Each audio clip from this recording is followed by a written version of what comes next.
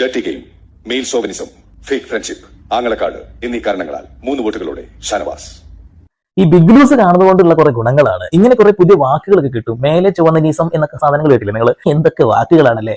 എന്തായാലും ആദിലയുടെ പൊറോട്ട് നാടകം ഇവിടെ പൊളിഞ്ഞ് അങ്ങ് തരിപ്പണമായി കിടക്കുകയാണ്. നൂറയോട് പോലും നുണകൾ പറഞ്ഞുകൊണ്ടാണ് മുന്നോട്ട് പോകുന്നതെന്ന് ഇന്നലെ മിനിഞ്ഞാന്ന് കണ്ടപ്പോഴല്ലേ മനസ്സിലായത്. മിനിഞ്ഞാന്ന് രാത്രി പുലരാങ്കാലം വരെ 3 പേര് ഇരുന്ന് ചർച്ച ചെയ്യുന്നുണ്ടായിരുന്നു ആരുടെയൊക്കെ പേര് നമുക്ക് പറയാം എന്നുള്ളത്. അതിൽ അനിമോള് പ്ലാൻ ചെയ്തു പോയ പേരൊക്കെ കറക്റ്റ് തന്നെ പറഞ്ഞു. ആര്യന്റെ പേര് പറയാൻ കാരണം വെച്ചിട്ടുണ്ടെങ്കിൽ പെട്ടെന്ന് ആര്യൻ ആ കയറൊന്ന് പൊക്കിയപ്പോ അന്ന് ആര്യന്റെ പറയാം എന്നേ പറഞ്ഞിട്ടുള്ളൂ.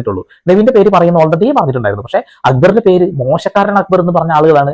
എന്തായാലും അത് അവിടെ നിൽക്കട്ടെ.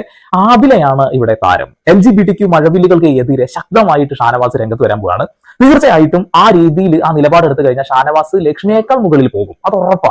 വോട്ടിന്റെ കാര്യത്തിൽ ലക്ഷ്മിയുടെ മുകളിൽ പോകും. അത് LGBT-ക്കെതിരെ സംസാരിച്ചാൽ മാത്രം മതി. എനിക്കത് ഇഷ്ടപ്പെട്ടു കേട്ടോ. നിങ്ങൾ ഇങ്ങനെയായിരുന്നു മുന്നേ പോകേണ്ടിരുന്നത്.